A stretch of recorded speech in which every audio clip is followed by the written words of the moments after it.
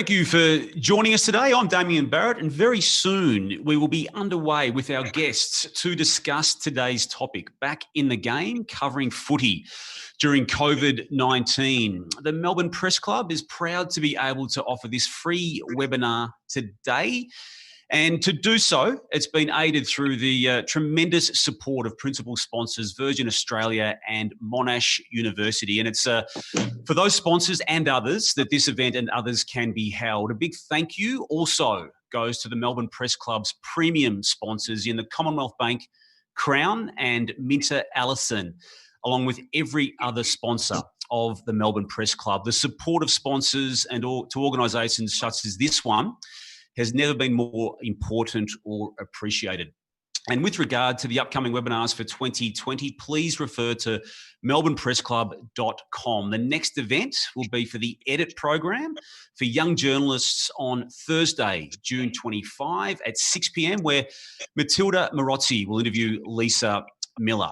So to today, where we are joined by three of Australian sports' leading media representatives. Alistair Nicholson is sports media's Mr. Versatility, from AFL Grand Finals to cricket tests to Olympic Games finals.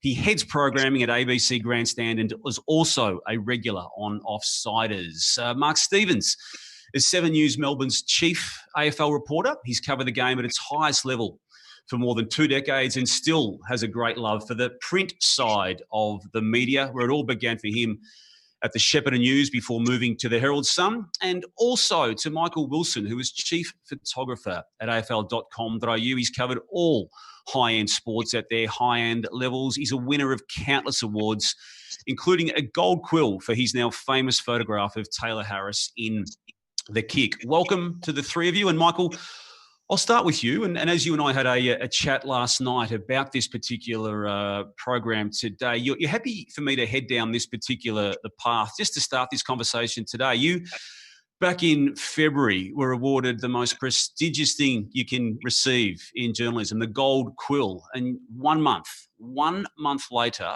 you were stood down from that employment that gave you that particular award due to the COVID-19 pandemic. And I can't think of a more stark way to illustrate what has happened to coverage of sports than your story.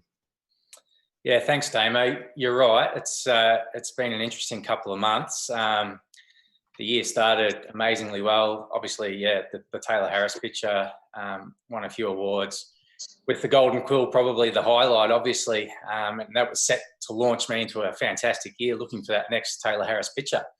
It didn't sort of pan out that way. Obviously, round one came. We started with the Richmond Carlton match, and it was an interesting one to shoot. By the Sunday, North Melbourne and St Kilda, we all knew the season was about to be called off. And it was probably then that I realised I might be in a bit of trouble as far as justifying my position at the AFL. And sure enough, myself, along with so many people at the AFL, nearly 80%. Was stood down. So, from going to winning the Gold Quill to not having a job, it was a really tough time for a while. But fortunately, I've been back for about 6 weeks now in a part-time capacity, and like most people, just hanging out for June 11th to come quickly so we can get back into our jobs and start shooting the game that we all love again. Yeah, and Michael, we might delve into that aspect of your story as the next 55 or so minutes unfolds. Mark, for your reports on Channel 7, you obviously rely on human contact, either through the doorstop variety of interview or the arranged one-on-one, exclusively at times. That has to disappear from your offerings, from your repertoire. How did that affect you? It was an interesting time, Damo. I mean, we sat there at the time and thought, how are we going to fill in a couple of months, basically? And we spoke at high level, do we do a Legends series? There was talk of, I think, another station getting on a bus and travelling around country Victoria to talk to legends or greats of the bush. But we soon found out that once we nailed down, there was actually a big opportunity. And Sean Menegola, the news director, said, well, this is our chance to really make a mark in the next couple of months. And I've got to say, in many ways, it's been a refreshing period that we haven't been caught up in the usual cycle of, as you know, Damo, press conferences, training opportunities, if you like.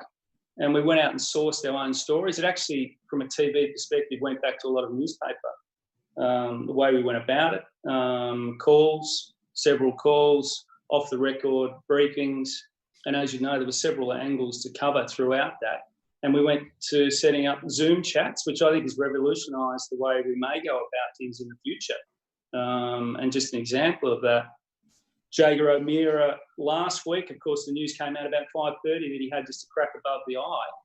And I rang Doc Larkins. It's always good for a chat, Damo, as you know, in the media. But he stepped out of surgery and did a Zoom, and we got that to air within half an hour. So I think there has been some positives to come out of it, and I'd like to go in detail later on, just some examples of, at times, particularly in TV journalism, we can get caught in the cycle. They're called media opportunities, but I say to some of our guys at times that's a media distraction, and sometimes you're better off just thinking a bit more left field. We've been able to do that, and I think a lot of people have learned a lot through this crisis, as bad as it's been, and it's been terrible, I've got to say, to see so many people losing jobs in particular. Like yesterday at 7, we lost 2 of our footy shows. So many good people behind the scenes, Damo, are out of work at the moment. Alistair, you have continued to work and obviously still appearing on most, from what I can gather, your broadcaster responsibilities. The Offsiders is still part of it. But the complete shutdown of the game, no matches, what did it mean for you and your organisation and the people that you effectively employ? It's really significant, Damo, because we fill so many hours with broadcasting football matches across the course of the season. So I'm similar to Mark in that it's been a little refreshing in a way because without that regular week to week, we've been able to do a bit of different stuff. So the range of new programs that people within ABC Grandstand came up with during the period. We've got a breakfast program up. We did myself, Matt Clinch and Mark McClure put together a vintage Grandstand program where we peruse the ABC archives and pull out some of the great old calls from the past, going right back to 1971. We did the grand final between St Kilda and Hawthorn, and also complemented that by chatting to a lot of the former players who perhaps we don't hear from as much anymore, and some terrific characters. It's been so much fun on a Saturday afternoon putting those games to air and speaking to these former greats of the game. And gee, they've got some stories that perhaps a few of the modern day players don't have, and to share them again with the audience was terrific. So we've been doing a bit of that. Definitely looking forward to footy returning. It's why we all got into the gig, those live matches, as much as the week to week is interesting. For me, it's always been about match day and that thrill of going to the game. So it was bizarre doing 3 games in the first round of the season and then effectively downing the microphone for a period of the best part of 3 months. But we're not too far away from a restart, which is going to be fantastic. When the games return, Alistair, and I suppose everyone's in this situation, the new way of covering the game is going to often involve a remote studio offering of the action. You won't even be in the stadium. Look at Triple M. Our rosters have just come out, and I think the first round of matches, the 2 games I'll be doing in a pre-match sense, are both being done remotely. Now, that's going to be the case. Now, I know that's not totally unique to the coverage of Australian sport, but it's still to this moment, or till pre-COVID-19 moment, was unusual, wasn't it? Is it now the new normal, to use that phrase that's also become part of vernacular in the past 3 months? Is this what we are now faced with, Alistair, from a broadcasting sense? Yeah, I think we certainly are in some cases. I know at the ABC, Damien will be doing the odd game, as they say, off tube, so off television monitors, and it's more for practical reasons. With the Queensland hub, our main AFL caller in Queensland is Quentin Hull. He's also tied up with rugby league commitments, and we don't physically have the numbers to do that number of games in Queensland. So the odd one's going to be done off tube. Predominantly, we're still hoping to be inside venues. I haven't yet heard whether the AFL has completely ticked off on that, but certainly all the planning around what we're going to be doing revolves around being at the venue. In what capacity, though? Commentary boxes, radio boxes at least, don't really comply with social distancing. So we might have scenarios where we need to move all of our equipment into corporate boxes. We might have scenarios where 2 commentary boxes are required and perhaps the experts sit in one and the commentators sit in another. So I know a few stations have already broadcast matches off tube from time to time. We saw it with the China game last year. The ABC did it for the China game. But that was basically the first time that we've done it. And our preference is to continue to broadcast matches live at the venue. I think you do miss a lot if you're not there. And it's a very hard thing for experts who rely on what's happening behind the play to explain why things unfolded within the game. So off-tube's tough. You do it if you absolutely have to. And the reality of the finances of the media these days, I think we're going to see more of it down the track. And the use of the fake noise, which we've now had a taste of from an NRL perspective last week, for what it's worth, I felt it worked better than I thought it was going to. Is that something that's transportable to the AFL game in a seamless way that it seemed to be the case in NRL?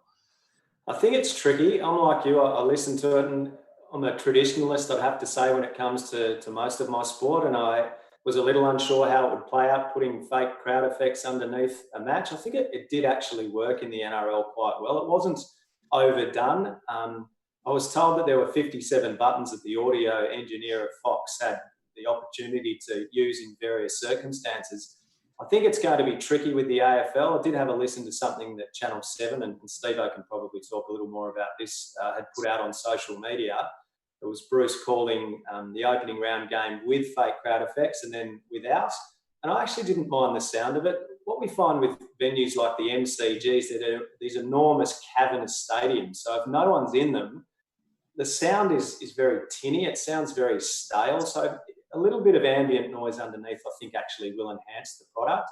For radio, I'm not sure it's so necessary. We still have some natural sound to play with, the voices of the players on the ground, the umpires whistle, those types of things as well. With TV, it's going to be obvious down the track that this was a period of time when the crowds weren't allowed to go in. I think for radio, though, we have a responsibility to document this period in time, and I sort of see the ABC as a national archive in a way, and to think that in 20 years someone might pull one of our calls off the shelf and it's got fake crowd effects underneath it, I don't think that would be a true reflection, and you wouldn't have the aid of the visual medium to tell people that there was no one there. So our intent certainly is to carry on without the use of any fake crowd effects. Michael, how do you go with that? The iconic football photos, the still photo, which is your forte, often are enhanced by the crowd in the background, the part of the ground the action is captured. How do you go now, knowing that your work will have a backdrop of nobody apart from empty seats? Yeah, it's a funny one. I mean, quite often if you're shooting at the MCG or at Marvel Stadium and it's only half full, as far as from a photography perspective, the backgrounds are a little bit messy anyway because it's not a full crowd. To have no crowd in there, obviously, provides little atmosphere to the pictures that come out of the game. So I guess you've got a couple of options. I mean, round one, as an example, we wanted to show off the no crowd, I guess, just from a purely editorial and historical perspective. You wanted to illustrate that there were no crowds in the stadium. And so we kind of highlighted the fact from the angles that we shot and just different ways of shooting the players coming onto the ground that there was no crowd there. So, come round two, again, we'll probably go down that path with really illustrating the absence of the fans there. But I guess, it doesn't really add to the atmosphere of a photo, like I said. So we might, I don't know, round three onwards, shoot from up high in the grandstands, so you just get the grass in the background to kind of take that empty sort of feeling from the pictures away. So that's one way we're sort of attacking it. But yeah, I guess in a way, the first couple of rounds you want to display the absence of the fans pictorially and to show that off. So yeah, that's a few thoughts we've had. Steve, I'll come to you in a moment. Just for those who are tuning in to listen to this this webinar, there is a question and answer offering on the screen there for those who wish to pose a question.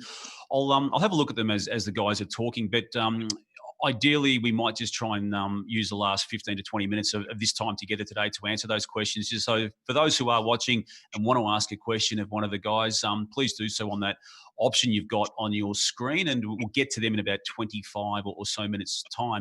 Steve-O, you mentioned before about the resourcefulness that every single media outlet and individual had to employ to just get through the shutdown, and Zoom, which we're all on today, was one of those tools that I don't think anyone, at least in a widespread way, was aware of. What other aspects of the shutdown period can you see becoming permanent parts of a media's life as we come out of COVID-19? Well, I think definitely Zoom, as I mentioned, with the Doc Larkin scenario. And it's been interesting, Damo, that now the AFL doing Zoom, and all the people out there, if you do a Zoom with Gil McLachlan, they put out a batting order and it goes around in a circle. I think I opened the batting one day, might have been number 11 the next. But so you go around and you have to time your run, don't you? So if you fluff a question, if you're batting at 5, you have to wait a long time to get back around. So that was part of the new world. Also, I used to laugh at TV journos at times, with big fluffy mics in car parks and whatever. But now, if we're at, say, scans, we're carrying a long stick. It's like a fishing rod, Damo, that with a mic on it. So there's now social distancing there. But what I've found is I think the players and clubs in this time were fantastic. CEOs, presidents, a lot more accessible. A lot of them, I think, were perhaps a little bit bored, and they were happy to have a chat on Zoom. And I think we learned a lot about players. It gave journos a chance to maybe break down some barriers. And I think it's important as a statement now that continues. I think now, as I said, we're back in that cycle again. Media managers, they do their best. They're good people, but it can be like a whirlpool, Damo, that you're chasing around. Okay, well, we've got Carlton are training, Bulldogs are training, someone's talking, Adam Tomlinson yesterday, you've got Elliot Yeo, who's covering that. And I say to my guys that in the time, you can try to cover everything and end up with nothing, if that makes sense. So what it's enabled, and I think taught a lot of journalists, just organise 2 or 3 things a week, make them good ones, and go from there. So we've learned a lot about the technology side of things, and even our techs at work have had to get their head around recording, and sometimes things don't work. But I've only just learnt today that my screen was locked on my iPad, and now I can actually see people's faces. But I was going to jump in there, Steve-O. That Zoom conference you referred to with Gil and McLachlan, you had your microphone open the whole time, and you were having a lot of problems with your email that day. It's probably something you should shut down in future group gatherings on these forums. Well, we've all learned. And also, you also learn now in the days of live Facebook press conferences that we find that 7 and 9 and these guys go live on Facebook. And I think it was one of the big Gil McLachlan press conferences. I was just talking with Tony Jones and a few jokes, in-house jokes. And my wife texted me, said, I can hear you guys talking. I said, how? We're on the Facebook Channel 7 or Channel 9, I was at the time. So the old live mics, we've learned a lot about those as well. And look, unfortunately, I think hopefully the camera guys can keep their positions, and we want everybody in this industry, because they do a great job, the camera guys. But there may be a time where we use more Zoom. And I think Damo and the other guys do agree it's now become more acceptable. If you see a Zoom on news, the quality may not be as great, but it's still newsworthy, and it is acceptable in many ways now. And particularly the Channel 9 shows, you go fairly Zoom happy on there, or Skype. Yeah, look, it is. And I think there's been an acceptance from the viewer. And Alistair and Michael, jump in here too, that this was what was going to happen for this shutdown period. As we emerge out of it, I feel, as a consumer, maybe with my consumer hat on here, not a media hat on, I'm okay with that. Provided the audio is not so unusable, I'm okay with how it looks. I think that is here to stay. With regards to club access, Steve-O, and I might just direct this one back to you mostly, because you're the one who's dealing with the clubs out of the 4 of us on a daily basis to get access. There's a divide, isn't there? And it has been for a long time now between clubs and media. The divide, as you say, was opened up a little bit with this shutdown period, a little bit of access given through these types of platforms. But now do you think that the game's back, in a week's time the game is back, do you think it will revert to type, that the shutdown nature of football clubland will kick back in? Well, I think it has in many ways already. As I said, just the organised press conference, where you put out a media opportunity, everyone turns up. I believe, Damo, quite strongly that they're actually almost a thing of the past. And if I was a media manager, I'd be contacting the stations and say, g'day Ayrton or whatever at 9, we've got an exclusive with, and St Kilda are pretty good at this. They're one club doing exclusive with a player. Steve-O, you can do another player Friday. Rather than get everybody into the one press conference, I just think the issue with that is by the time you get in your car, the answers have been tweeted out by the club, which is fair enough for them, or it may be on the radio. So I think that's lost its impact in many ways. And I think access to officials will again, unfortunately, tighten up. I think it was great that there was more access to, you saw more of the CEOs, the heads of footy and whatever when the footy wasn't on. Would you have to agree that we'd like more access to those people, see more of them on the TV rather than, I suppose, it all means well, but say the 17th ranked player on the list having a chat, which invariably really doesn't amount to much at all. Alice, so this is obviously primarily a football conversation, but it's equally about media post-COVID-19. You're synonymous with the ABC's coverage of the international sports, and we had an Olympic Games initially scheduled for this year, obviously not going to happen, now pushed back to next year. Do you think the resources that have traditionally gone into the coverage of such events will be guaranteed to be there in the future? Don't think they will, Damien, because obviously there's been a lot of bleeding during this period from a financial perspective for a lot of media organisations. We've seen a lot of jobs have been lost. And these are enormously expensive operations to mount. Radio in itself is an expensive operation, but Channel 7's coverage would cost so much money for them to put together, the planning involved, the transporting of people and equipment to Tokyo for the games, the pre-production, everything that goes into it. It's an extraordinary sum of money for what is essentially a very short window. If you look at an AFL season or a summer of cricket, for example, you have investment in a chunk of time, a significant chunk of time, whereas your capacity to generate returns on investment for an Olympics is not as significant given it's a fairly short event. I know that was part of the justification used by ABC management for not deciding to go ahead with broadcasting the Olympic Games in the way that we had for 80 or so years previously, which I think was hugely disappointing and very disappointing for our listeners and people who have become accustomed to being able to listen to the Olympic Games on radio. And I also felt very strongly that it was letting down the many athletes who don't typically get that level of exposure with the world dominated by the big sporting codes. It's the opportunity to share the stories of those who we don't typically hear about, and I think the ABC has done that brilliantly over the years. So I think the Olympic Games were $1 million proposition for the ABC. That, unfortunately, Damo, that is money that the ABC just simply can't justify allocating anymore. And you look at the summer that we've had with bushfires as the emergency broadcaster, the ABC's had to, find money that it doesn't have to provide that service for the community. So unfortunately, has been a bit of a trend over the years that sports often look to as the easy option to cut some fat from, and I'm not certain there's too much more fat that can be cut. Michael, two key components to what you do in your profession. One, the ability to capture the moment on the ground as it happens. But I'd say equally crucially to the way you set yourself up is the relationships you develop with the athletes. And obviously that requires human contact of some description, at least a handshake at the very least. How are you going to go without that being a part of our lives, at least initially? Yeah, well, I guess you just have to adapt and work within the parameters. I've sort of touching on a few things that Steve-O said as well. I mean, it has been a great opportunity, the lockdown period, to sort of lean on the personal relationships you've built with players and clubs over the years and get in touch and shoot players training in different environments. One that comes to mind is Taron Thomas, who I shot out in a vineyard in the Yarra Valley.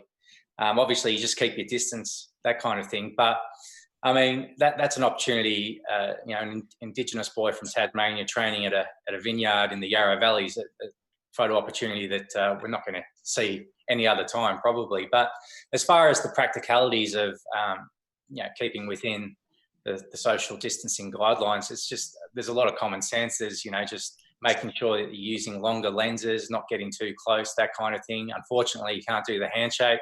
So there's just a lot of, communication from a distance, that kind of thing. But yeah, like Steve said, it has opened up opportunities to get a glimpse into into players' isolation training techniques and different settings. And it has been refreshing. Unfortunately, I think, like Steve said, we'll probably clamp down, and clubs will sort of put an end to that sort of access now that we're underway again. But it has been a refreshing time, and one that's really made you lean on those relationships that you've built over the years.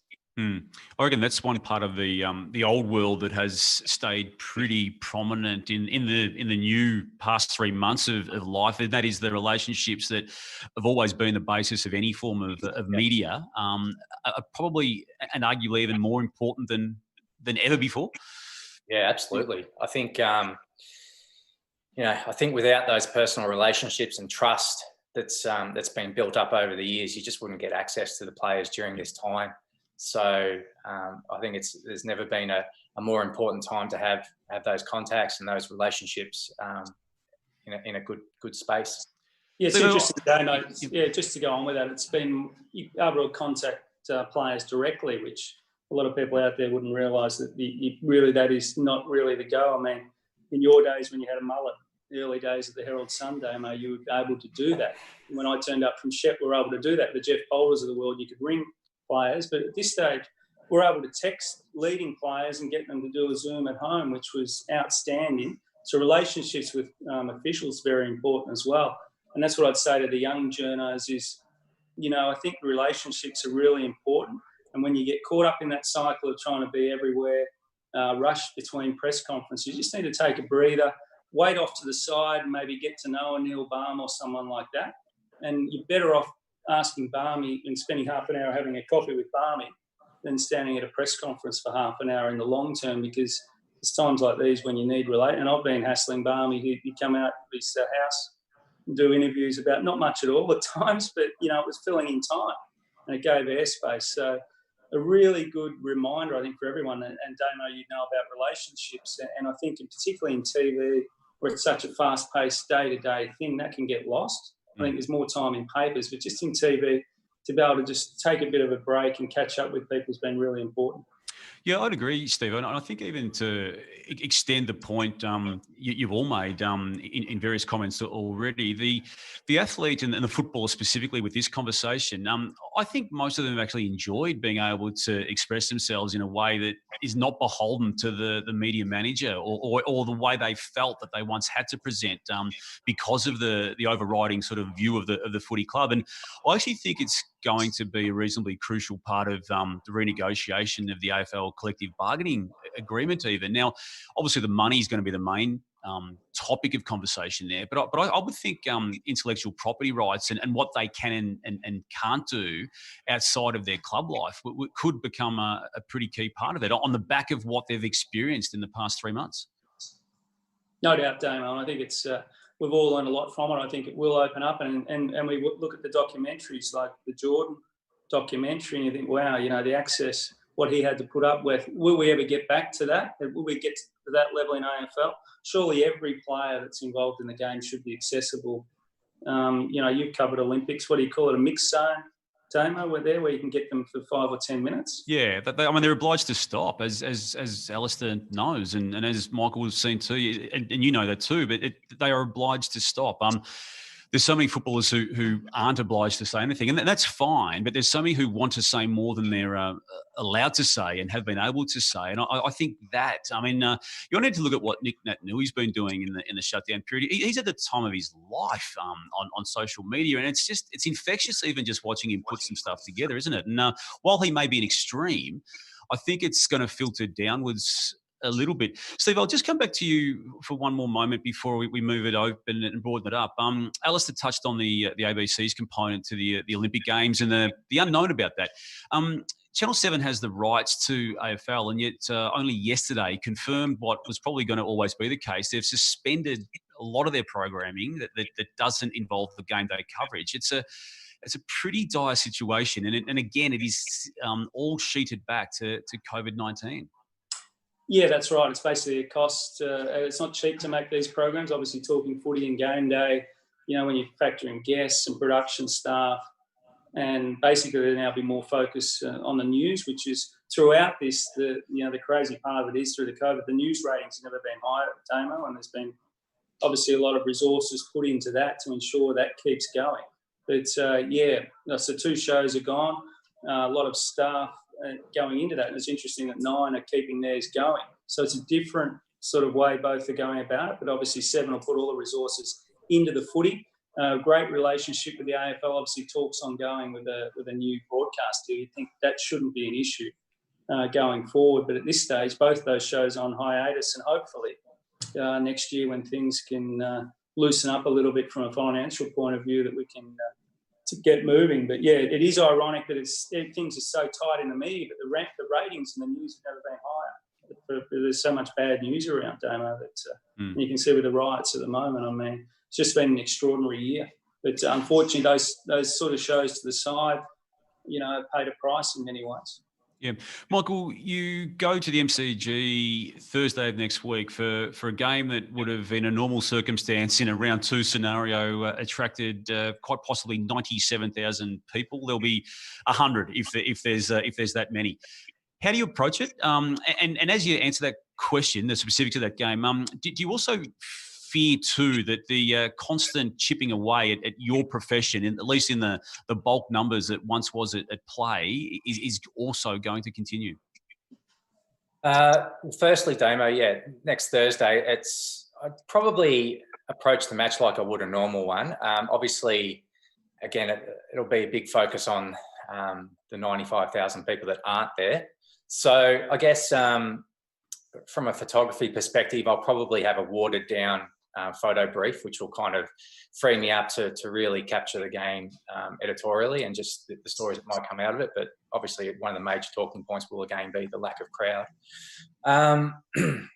Onto your second point, the chipping away of resources, photographic resources. I don't think it's a good thing. I understand the reality of the situation and cost cutting and all that kind of thing. But my fear is, photography in particular requires really skilled craftsmen with their cameras to capture those moments, and those moments can pass in a second, and some of them are very, could be historical moments. And for there not to be any photographic reference for the history of the game, because there was either not enough photographers or not enough skilled photographers there at the match to capture those moments, to me is a real shame. I'm a real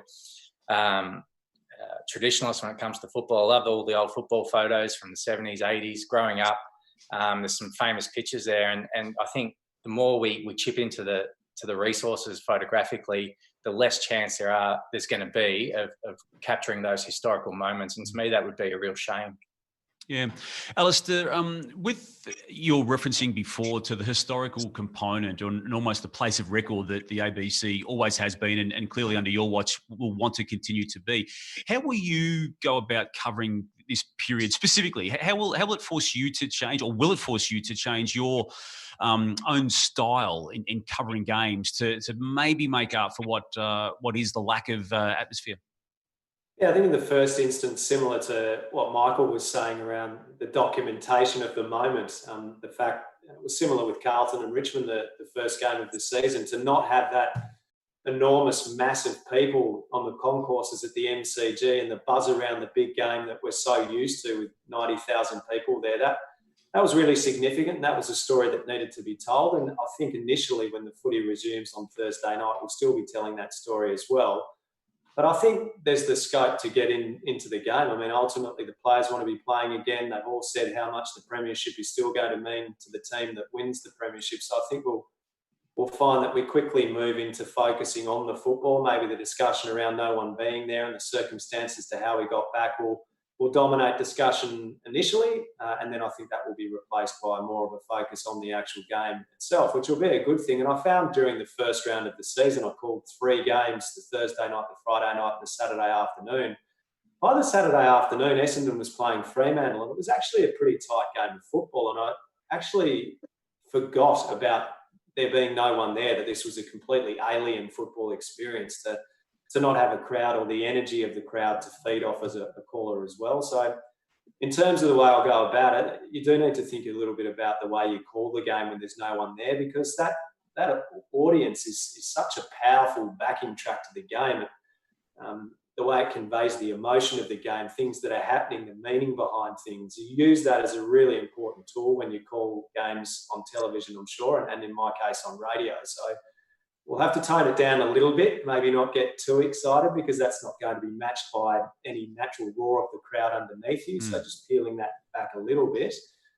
And the general pause that you would leave, sometimes you might leave a pause in your call after a big moment for 10 or 15 seconds while the crowd just tells the story. Well, that's not going to be there. So tightening up things a little bit in that respect as well will need to change. I'm with you there, Alistair, if I can just make a point as well. As a photographer, you sometimes feed off the energy of the crowd as well to keep yourself really alert and awake and not drift off during a match. And round one was a perfect example, like you said, Richmond and Carlton. The buzz of just it being the first game back, you were kind of up and about. By the Sunday, the North Melbourne and St Kilda match at Marvel, it was like shooting a training drill. All the puff had gone out of just the season. We knew it was about to be called off, and it was very flat, and it was hard to actually sort of really keep your concentration. So, yeah, having the crowd there does actually motivate the media to cover it as best they can, I think.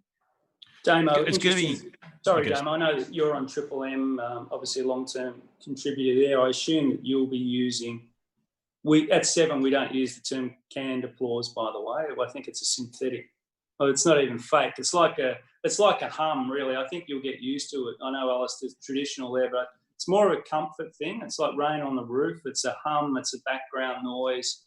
We'll have a DJ guy spinning a knob at certain stages when things get a little bit exciting, but it'll be subtle.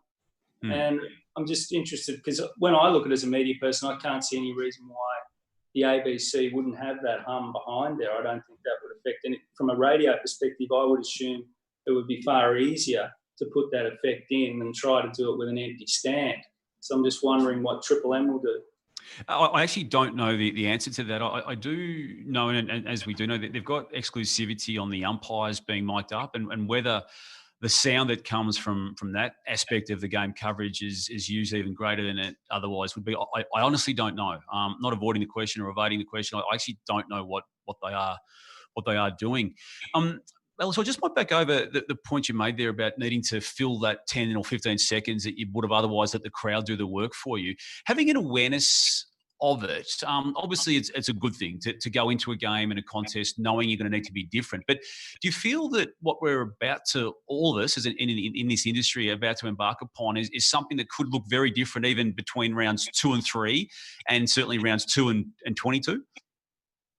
Yeah, I think there is a scope for that, because I think even in terms of the audience and the way they come back to the game, we've seen it with rugby league already, enormous interest initially in the return of rugby league, and I'm sure that's going to be the case with the AFL as well. I do wonder whether, as the season rolls on, because the crowd is such a key element of the footy, that atmosphere at the game, that tribalism, the huge crowds that attend AFL matches on any given weekend, I think are such a key part of the whole experience. And after the initial buzz of footy returning, I do wonder whether when we get to about round 6 or 7, that interest might just fade a little bit. As much as the players are going to be giving their all out on the ground, it's not going to have that blockbuster feel, that buzz and sense of excitement that we always get when we know there's a huge Friday night game or an Anzac Day match to attend. So I think that'll change a little bit. From a professional perspective, calling the game, we're just going to have to make sure that we go in and we treat it with the respect it deserves every single week. I know Michael was referring to that St Kilda North game where the fizz had completely gone out of the entire season because you knew that it was going to be put on hold. And with that, your performance can drop. So there is the risk that, some complacency will come in if you're not overly... You need to be engaged in the game. You need to be absorbed by it to bring out the best in yourself as a broadcaster, I think.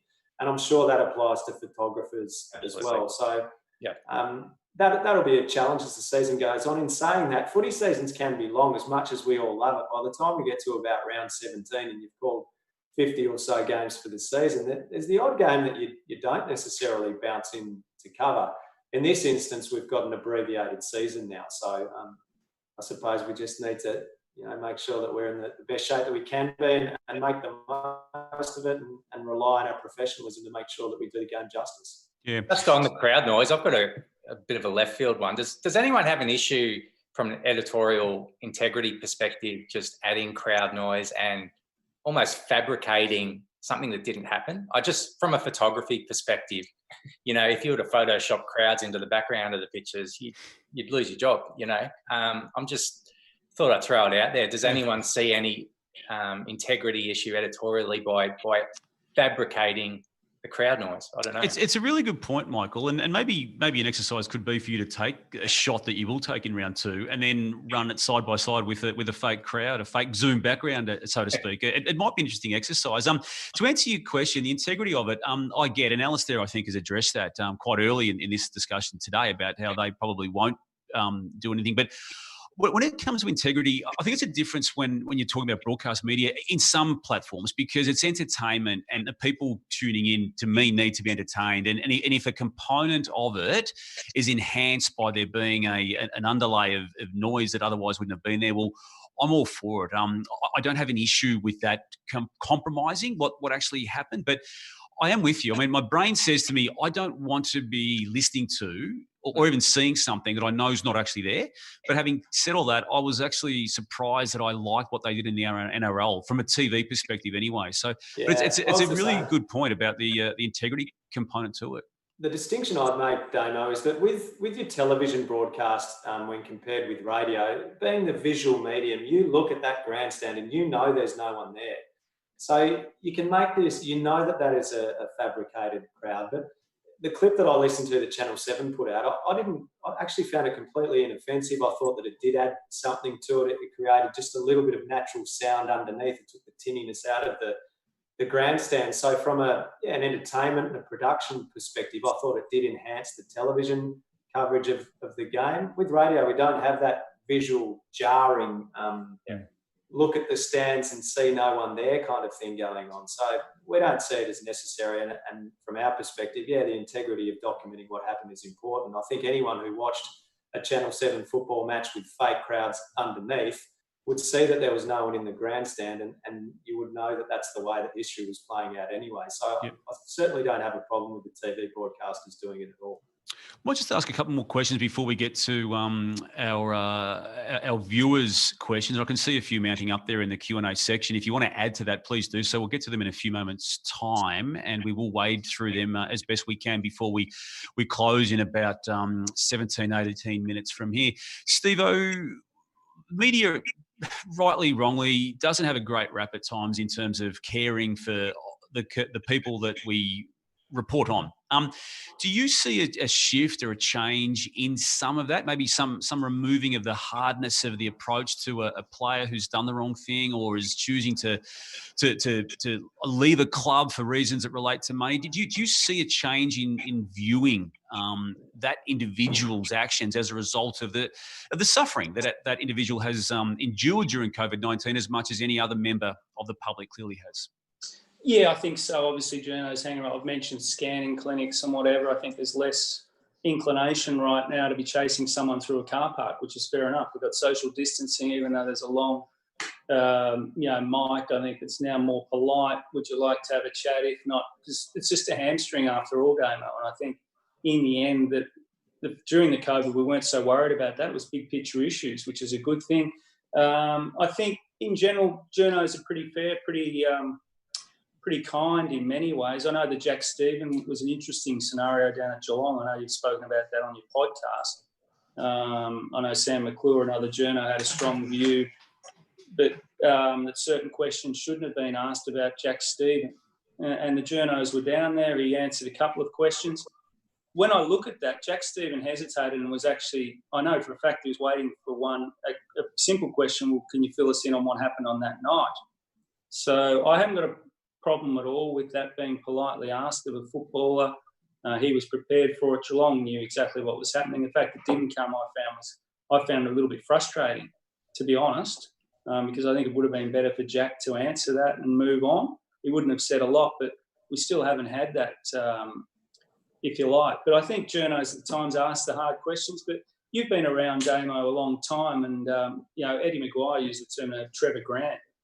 The great late Trevor Grant, these sort of bulldogs at press conferences were at next level. And I think probably over recent years, the journos have become a bit kinder, and I think through this even more so. You'd have to agree that when was the last really combative press conference that we had, or combative doorstop? So I think things are really have tamed up a lot. I mean, you can remember Trevor Grant went hard at coaches, didn't he? Even after home and away games. He went hard at Greg Norman at golf tournaments. I mean, when you watch the golf coverage now, it's pretty kind, the golf. Golf's a loving. Tennis is a loving. Footy hopefully won't become a loving, because you still need to have that critical view, Damo, I think. Yeah, but you're right, though, in discussing what's happened in the past 3 months, changing, at least from the outset of resumption, the hardness that I think traditionally has been the case. Well, it's just a hamstring in the end, isn't it? So, I mean, last year you may have some guys, running through with the tyres flapping around trying to talk to people in car parks about a hamstring. I think everything's been put into perspective now, and I think that's a very good thing, to be honest. Yep. Might jump into the questions, because they will hopefully elicit some issues and responses that we wouldn't have naturally got to ourselves. I'll go through them in no particular order, and please jump in, one of the three of you, whoever thinks it's best to answer. This one came at registration to this webinar, and it's a good question. Has the pandemic made it even harder for people still trying to find their first proper break in the industry? Oh, look, no doubt. And I think we've just seen with the local papers disappearing. I mean, that's a huge blow to, where do you start? I mean, I started at the Shep News. I think, Damo, you were lucky enough to come straight in as one of the big gun cadets from the inner copy suburbs. Boy, Steve. Yeah, but even to be a copy boy, to get to that far in the old building, the Herald Sun, that was a great achievement.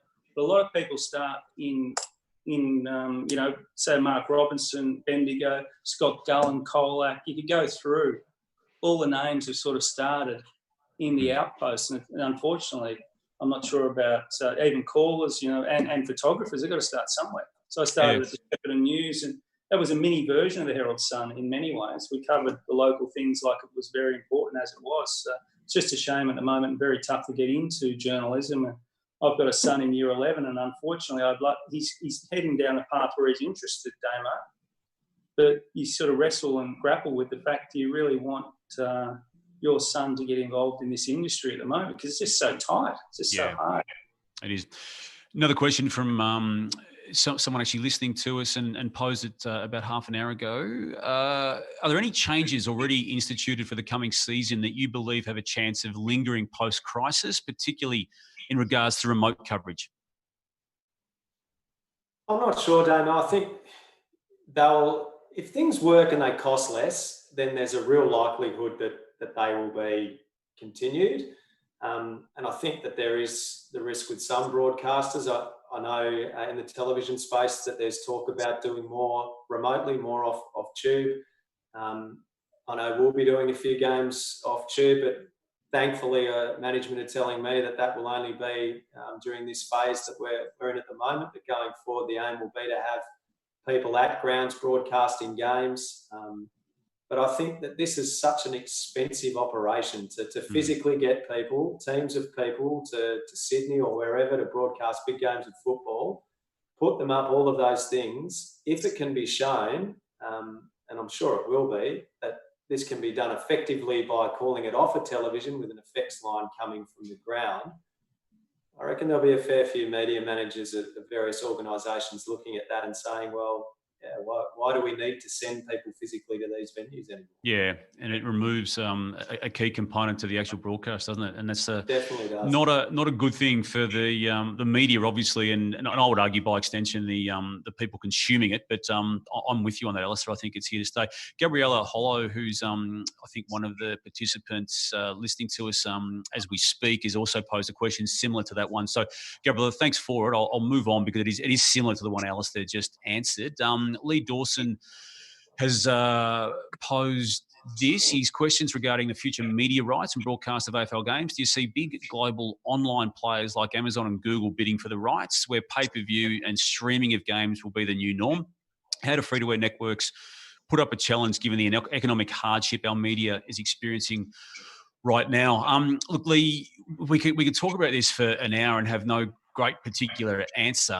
The global online players in the two you mentioned, Amazon and Google, are showing an interest, but the way I read it, and maybe Steve-O, you might have a better insight or a better lens on this given you work for the host broadcaster, but they're not going to offer the same upfront guaranteed money as the traditional Channel 7 free-to-air bid will, and ideally in the AFL world's the pay TV component. Now, both Foxtel and Channel 7 are hemorrhaging financially like every other media outlet at the moment. How those deals look, I don't know. I wouldn't be surprised if there was scope given to streaming through Amazon and Google, but I don't, the way I read it anyway, Steve-O, and don't wade into this too deeply or at great length, but I don't see those organisations stumping up the types of cash or anything near the ballpark of cash that the game's become used to, at least as a starting point. Yeah, maybe down the track, I mean, several years away, decades away, I would have thought Damo still. But obviously they're dabbling in these documentaries now. The Shane Warne's doing one. And as you know, there's been a crew hanging around at the footy. I think it's Amazon, isn't it? They were there for you're in the background, all the... It is Amazon. Yeah, there's six, I think there's 6 clubs who've signed up to have some form of in-depth they've look got lucky. They've got lucky this year because you can see all the work they're doing behind the scenes at the AFL and whatever. It's an extraordinary year. And, you know, they should be fascinating documentaries. The good docos are the ones where there's always hiccups or difficulties, you know, in seasons. This one's from a group of students at the La Trobe, and it's mainly to you, Mark, but jump in, Michael, if you see it comes under your banner as well. How differently will it be to report and cover the change rooms post and pre-game? Will we see less clubs access after games from now on? We're still waiting on some final detail on this, and the AFL are still working through it, Damo, as to exactly how it works. I think the change rooms and post-match will be completely different. My reading of it is if you're a journo that is be close to interviewing a player inside that match bubble, if you like, I think you'll have to be tested and basically be under the same bubble regulations as the players. So I think it'll be very limited access, you know, as we used to see sitting down next to somebody doing an interview, very limited access. I think a lot of people, unfortunately, Damo, will be in the domain of the press box or the corporate box level and won't get anywhere near the rooms and won't get to sniff any liniment at all. You know, the old days of being down in the rooms. I think at this stage, we're still waiting official confirmation, but there won't be much. I'm not sure whether Alistair's got any detail because obviously you have the ABC guy holding the mic down into the song and all that. I can't see that happening at all. Yeah, it won't, Steve-O. And in fact, I know that we've been told that we're not allowed to have boundary riders at games at all. So we won't have that physical presence down near the boundary line, that person that goes to the rooms. First round of football, what we had to do was try and turn it around off a television monitor if we want to take the song, which has become a key part of the end of the game broadcast. We take the listeners and give them the song, and then those interviews that our boundary rider would typically do face-to-face with a footballer in the rooms had to be conducted over the phone. So we were in studio given a phone number to ring, and then a media manager would put a player on the phone. Now, you're still getting some coverage there. Obviously, the quality of the line's not as good as we would have if there was someone physically there with a microphone. And I also think that face-to-face interaction with people is really important to doing a good interview. You build a rapport with people, and the warmth that you can exchange and a smile, just those little things help to get people to open up. And I think sometimes it's much harder to do that over a telephone line. I would be honest and say my fear is that a few of these things, clubs might say this actually works. We don't really need the cast of thousands that come down into the rooms after the game anymore. We can just throw someone on the phone. And I think that diminishes the coverage. I think it diminishes the listener's experience in our case. And I think that would be detrimental, but I could definitely see that potentially being pursued as an easy option. Just on that theme, we'll continue with Sean Mortell's question. He's primarily directing it to myself and Mark, but it is in keeping with what we have just discussed. How do you suggest going about more in-depth and personal / emotive interviews with players to produce feature or colour stories, especially over mediums such as Zoom or over the phone where you aren't in the same environment or atmosphere as the interviewee? It's a good point, and I might just maybe get you to answer it, Steve-O, as I throw in this offering also too from Sebastian Mottram. In regards to the divide between the media and the clubs that you were talking about earlier, can you expand a bit on what you mean there? Just that second part of it, Sebastian's question, is probably a forum in itself, Sebastian. There's no great trust traditionally between media and journalism these days. Of course, there's individuals who have the trust, but as a broad brush take on what's been going on prior to COVID-19. There hasn't been a great trust, but that's all now filtering through with this previous question from Sean, Steve-O, about the lack of intimacy that Alistair was just touching on.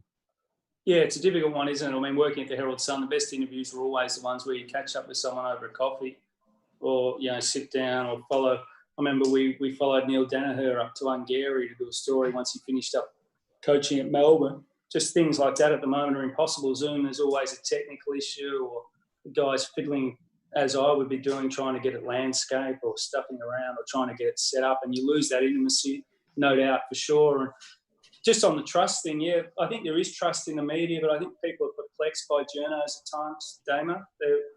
We can confuse people as to what, and I think for some media managers find it very difficult to read what we're trying to do, because it's all a bit of a game, to and fro, trying to get things first or whatever, and ringing late. So if you've got a story to go with the news at 6:40, you're not going to ring the media manager at 2:00, because the disadvantage is, that's you're right there. Yeah. I'll put that one out on Twitter too. Yeah, that's good. You reminded me of that one. But I'll put it out on Twitter, and you can run it at 6. So it's all a game. It is.